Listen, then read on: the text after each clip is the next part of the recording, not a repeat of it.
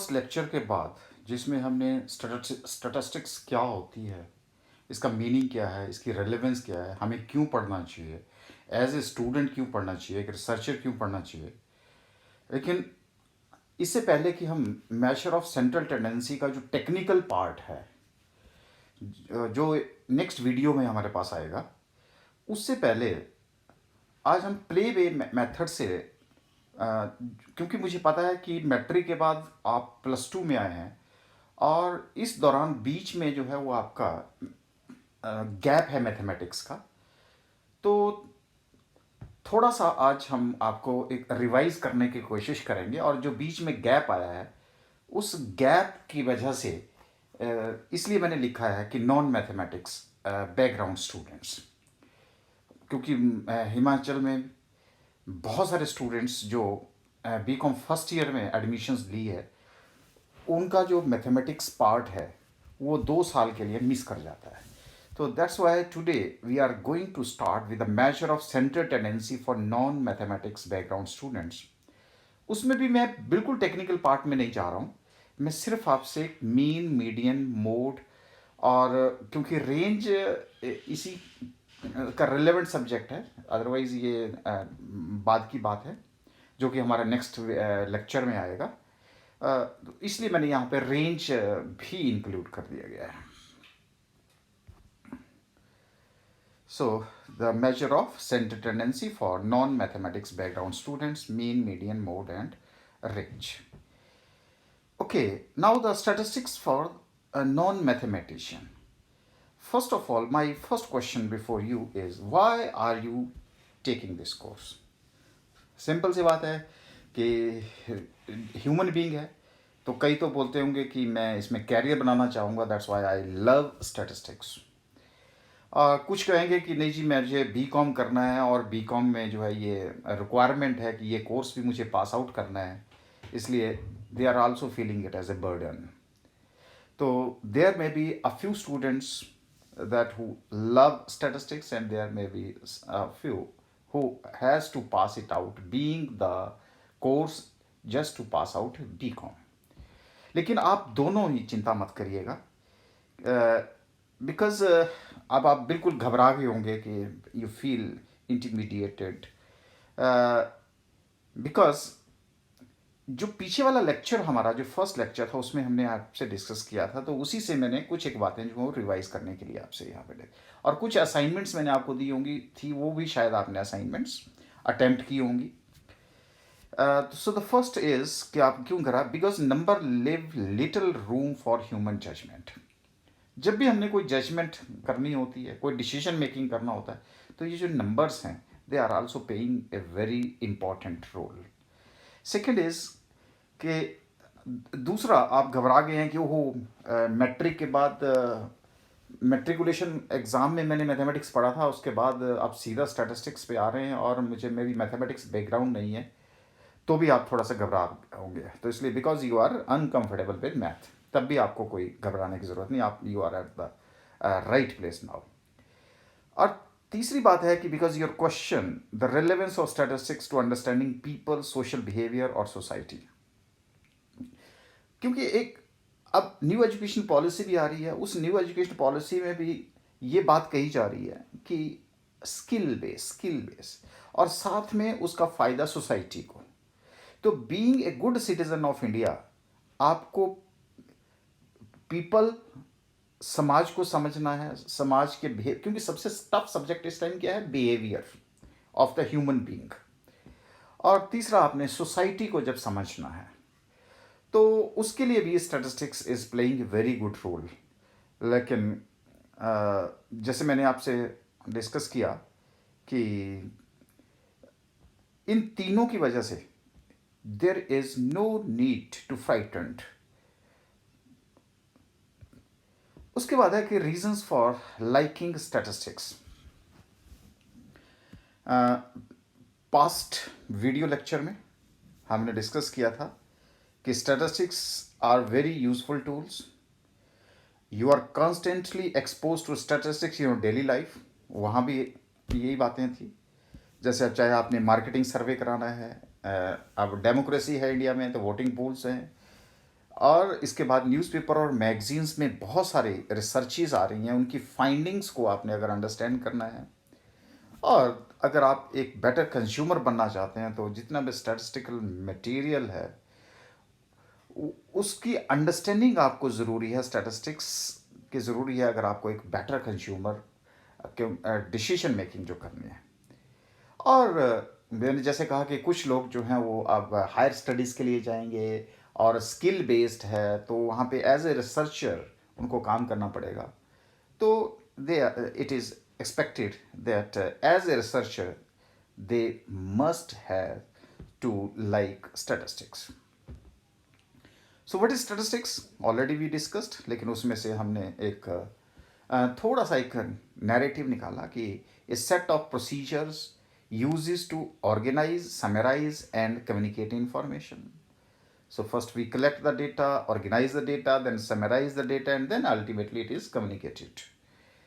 But आजकल इस इतना टाइम किसके पास है कि वो एक रॉ डेटा जो है वो पढ़ता रहे, और जो इंफॉर्मेशन हैं these are represented by the numbers, और जिसका हमें स्टैटिस्टिकल एनालिसिस करना है जिसको कि हम डेटा बोलते हैं। तो हमने आपसे डिस्कस किया था कि डेटा होता है, रॉ डेटा होता है, फिर वो इंफॉर्मेशन बन जाती है, इंफॉर्मेशन के बाद नॉलेज बन जाती है और नॉलेज ही जा करके विजडम बन जाती है। लेकिन जैसे मैंने कहा कि there is a shortage of time और now the people are not interested to go through whole of the data. So they want कि okay there should be a single figure which could also represent that particular group. अब जैसे मान लीजिए कि आपके college में अगर कोई बाहर से आता है और ये पूछता है, आपके टीचर को ये पूछता है कि आपकी क्लास में जो स्टूडेंट्स हैं उनकी हाइट कितनी है, तो क्या वो आपको एक एक करके और फिर वो रॉ डाटा उसको उनको देंगे? नहीं, वो क्या करेंगे कि एक सिंगल फिगर के साथ रिप्रेजेंट करने की कोशिश करेंगे कि सारी क्लास में जो है, क्योंकि अब आपकी क्लास में हो सकता है कि ये 5 फीट भी हों, 6.5 फीट भी हों, इसके बीच में भी हों, तो वो जनरली क्या करेंगे कि एक सिंगल फिगर के से रिप्रेजेंट कर देंगे कि जी 5 and 7 इंचेस के मोस्ट जो स्टूडेंट्स हैं वो मेरी क्लास में हैं। तो ये जो सिंगल एक्सप्रेशन है, बस इसी के ऊपर आज हमारा टॉपिक है, which is to be known here as average. तो एवरेज है क्या चीज़? This is a central part of distribution, और तभी तो हम इसको मेजर ऑफ सेंट्रल टेंडेंसी। तो अब हमारे पास मेजर ऑफ सेंट्रल टेंडेंसी बोल लीजिएगा या एवरेज बोल लीजिएगा, दोनों वर्ड सेम ही है। तो अब ये सेम क्या है हम ये तो बाद में कंक्लूड करेंगे, लेकिन ये हमने जो कुछ एक पॉइंट्स ड्रॉ करे हैं, ये हमारा जो फर्स्ट लेक्चर था उससे हमने ड्रॉ करे। वोकैबुलरी रिव्यू कर लेते हैं कि व्हाट इज़ अ सम। तो आप तो सिंपल सी आंसर होगा, the sum to an addition problem, addend the number you added together to get the sum, उसको एंड बोलते हैं। तो यहाँ पे अब जैसे मान लीजिए कि 6 + 9 = 15, तो you know better about that. Types of major of central tendency, हम तो यहाँ पे मीन, मीडियन, मोड और जैसे मैंने स्टार्टिंग में दिया है, तो वहाँ पे भी मैं आपसे डिस्कस कर रहा हूँ कि मीन का मतलब क्या है, यहाँ पे एवरेज होता है। क्योंकि मेजर ऑफ सेंट्रल टेंडेंसी का वैसे तो बहुत सारे टूल्स हैं जिसके थ्रू हम सेंट्रल टेंडेंसी को मेजर करेंगे, लेकिन सबसे पहले जो हम सिंपल है वो है आपका मीन, और मीन मीन्स एवरेज। अब अगर हम इसकी डेफिनेशन की कोशिश करें तो मीन का मतलब है the average of a group of numbers. अब देखिए हमारे पास नंबर क्या है, 2 है, 5 है, 2 है, 1 है, 5 है। जैसे मैंने भी आपसे डिस्कस किया कि क्लास में आपको ये बोला गया कि कितना वेट है या हाइट है, मतलब कोई भी नंबर हो सकता है। तो जैसे यहाँ पे है 2, 5, 2, 1, 5, और हमने उसका मीन कैलकुलेट कर दिया 3। इसका मतलब इस पूरे डाटा का ये जो ग्रुप था, इस नंबर को हमने एक नंबर के साथ रिप्रेजेंट कर दिया जिसको कि बोलते हैं हम 3। तो इसका मतलब है the average of a group of numbers. अब एवरेज कैसे कैलकुलेट की, हमने इसका टोटल किया और टोटल को नंबर ऑफ जितने भी नंबर्स हैं उनके साथ डिवाइड कर दिया, आपके पास मीन आ गया। चलो इसको आप पिक्चर के मेथड से डिस्कस करते हैं। देखिए mean is found by evening out the numbers. अब देखिए 2 है, 5 है, 2 है, 1 है, 5 है। लेकिन अब हम क्या कर सकते हैं कि इसको कैसे इवन आउट करें। अब देखिए जैसे हमारे पास एवरेज कितना था, 3 था, ये देखिए 3 3 3 3 3। अब 2 5 2 1 5 मीन इज इक्वल टू 3। तो हमने क्या किया, जितने भी पॉइंट्स थे वो एक ही फिगर के साथ रिप्रेजेंट करने की कोशिश करें। Now how to find the mean of a group of number. Step 1 क्या हुआ, all the numbers we have added, 96 आ गया। और उसके बाद divide the sum by the number of the addends. और वो हमारे पास कितने हैं, 96। How many addends are there, तो ये हमारे पास है 1 2 3 4 5 6। तो 6 को हमने 96 से डिवाइड कर दिया, जो सम था हमारे पास, ये टोटल ऑफ एड एंड्स था। और अल्टीमेटली हमारे पास ये मीन आ गया एक ग्रुप ऑफ नंबर्स का, ये देखिए, और this is the sum. So how to find the mean of a group of number? The mean of average of these number is 16. So what is the mean of these numbers? अब देखिए 7 10 and 16। तो 11, अब आप इसको अपना formula लगा करके जो अभी हमने आपको डिस्कस किया उसके हिसाब से हमने कैलकुलेशन कर दी। उसी तरह से 2 9 14 27, इसका भी हमारा 13। सो ये आपको छोटी छोटी असाइनमेंट है जो आप अटेम्प्ट कर सकते हैं। सो 1 2 7 11 19, इसका आपके पास 8 आ गया। तो इवन आउट यानी कि सारे ग्रुप को एक ही नंबर के साथ हमने रिप्रेजेंट करने की कोशिश करी है। अब देखिए कोई भी नंबर ले लीजिएगा आपके पास, तो आपके पास 26 33 41। तो अब हमारे पास डेफिनेशन आती है मीडियन की। मीडियन नाम ही बोल रहा है, median is in the middle. अब अगर हम इसको डिफाइन करने की कोशिश करें, the middle number is a set of order numbers. अब जैसे 1 3 7 10 और 13 है हमारे पास। तो अगर ये 13 हमारे पास है तो अब हम इसकी कैलकुलेशन कैसे करते हैं।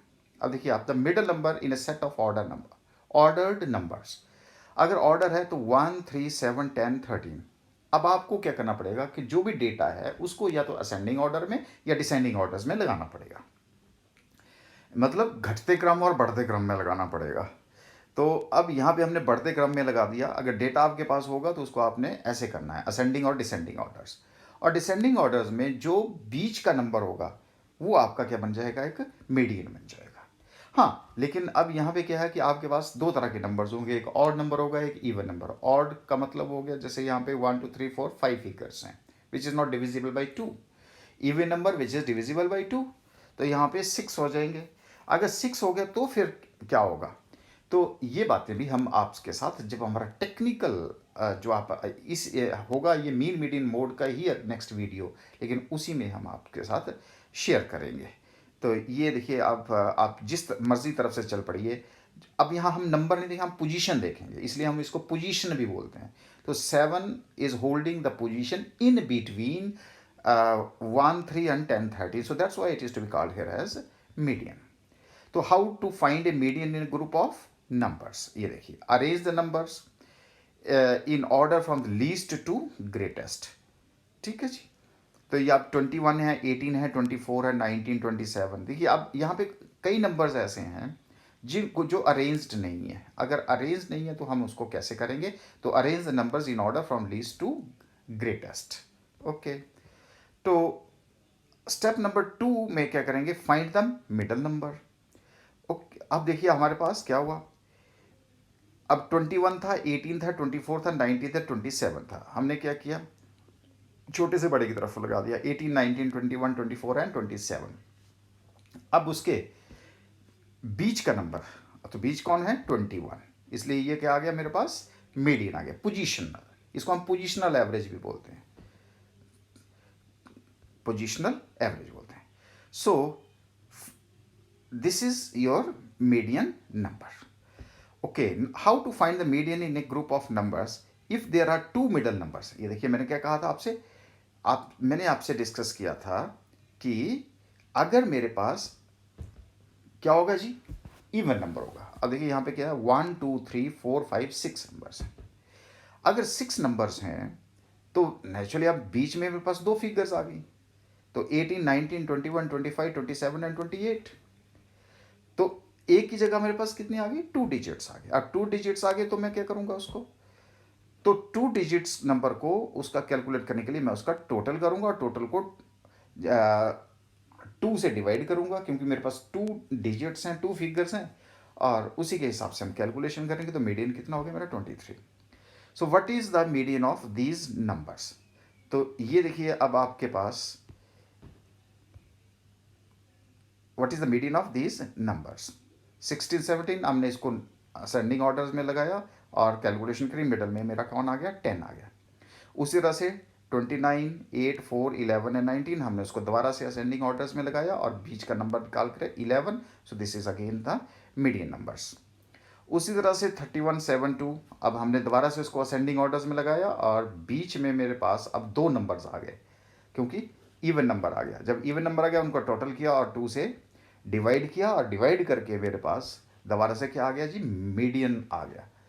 उसी तरह से अब यहाँ पे भी मेरे पास 2 नंबर्स आ गए और 2 नंबर्स का हमने ऐड किया, और ऐड करने के बाद हमने उसका एवरेज निकाला और जितने नंबर्स हैं।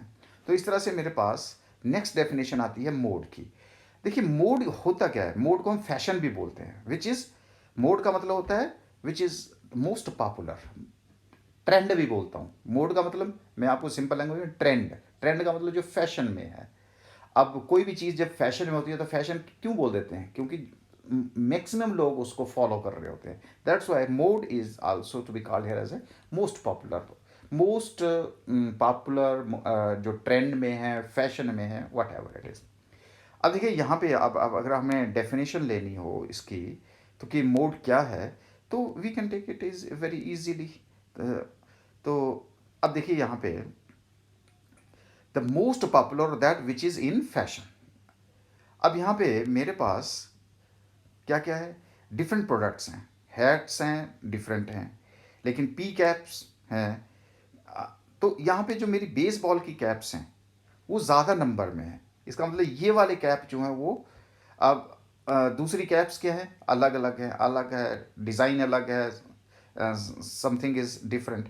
लेकिन कौन सी ट्रेंड में है, ये जो बेस वाली वाली कैप कैप है वो ट्रेंड में है, इसलिए क्योंकि यहाँ पे इनका नंबर 2 हो गया, 2 हो गया तो ये मैक्सिमम हो गया। तो मोस्ट पॉपुलर और that which is in fashion, that is to be called here as a mode. Okay. उसके बाद अगर, अब डेफिनेशन का मतलब हो गया the number that appears most frequently in a set of numbers. अब जैसे मान लो 1 1 3 7 10 13 है। अब बताइए इसमें कौन से नंबर जो है सबसे ज़्यादा है, 1 1 है, तो मोड क्या हो गया, 1। इसका 1 इज इन ट्रेंड। उसी तरह से स्टेप नंबर, तो अब कैसे कैलकुलेशन करेंगे हमें इसकी, तो उसकी कैलकुलेशन करने के लिए हम अरेंज करेंगे उनको लीस्ट टू ग्रेटेस्ट के नंबर से, और फिर उसके बाद स्टेप नंबर 2 में हम देखेंगे कि कौन से ऐसे नंबर्स हैं जो कि रिपीट हो रहे हैं, बार बार रिपीट हो रहे हैं। अब देखिए यहाँ पे 18 18 2 बार रिपीट हो गया, बाकी सिंगल नंबर थे, इसलिए हमारे पास मोड 18 आ गया। अब यहाँ पे 4 8 8 8, अब देखिए 8 और 8 2 टाइम्स आ गया, तो इसलिए 8 इज़ द मोड।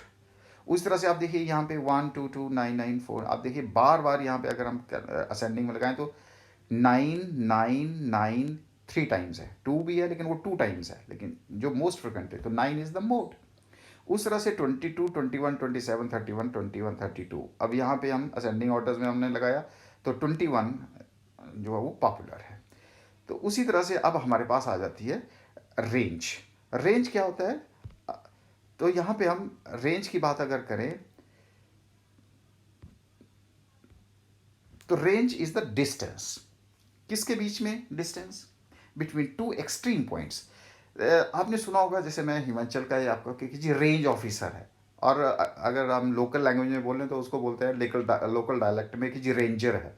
देखिए रेंज ऑफिसर को के रेंज का पहला वर्ड ले लिया, ऑफिसर का ई आर ले लिया और बना दिया रेंजर, जबकि मेन क्या होता है, रेंज ऑफिसर। रेंज का मतलब होता है कि एक फॉरेस्ट का एक कोना और दूसरा कोना, उसकी जो ज्यूरिडिक्शन है वो कहाँ है, एक एंड से दूसरे एंड तक, उस एरिया का जो फॉरेस्ट उस जिसके अंडर आता है उसको हम क्या बोलते हैं, रेंज ऑफिसर। इसलिए मैं हिमाचल वाला लैंग्वेज की लैंग्वेज में आपको बता रहा हूँ, तो that is ranger, range of, वहीं से वर्ड ये आया है रेंज। तो रेलेवेंट था इसलिए मैंने यहाँ पे आप इंक्लूड कर दिया।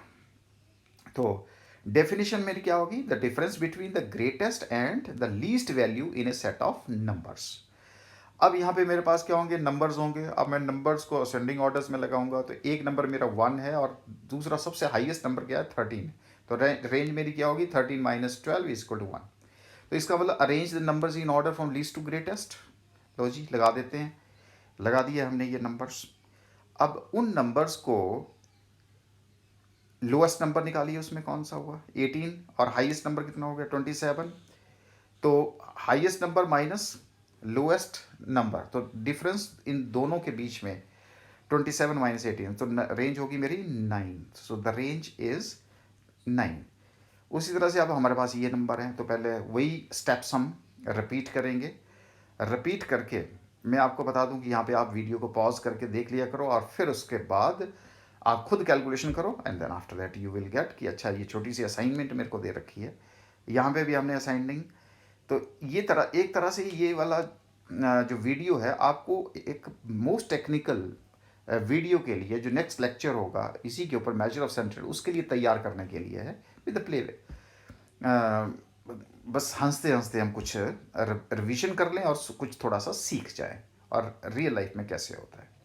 उस तरह से ये देखिए 7 9 है, 23 19 41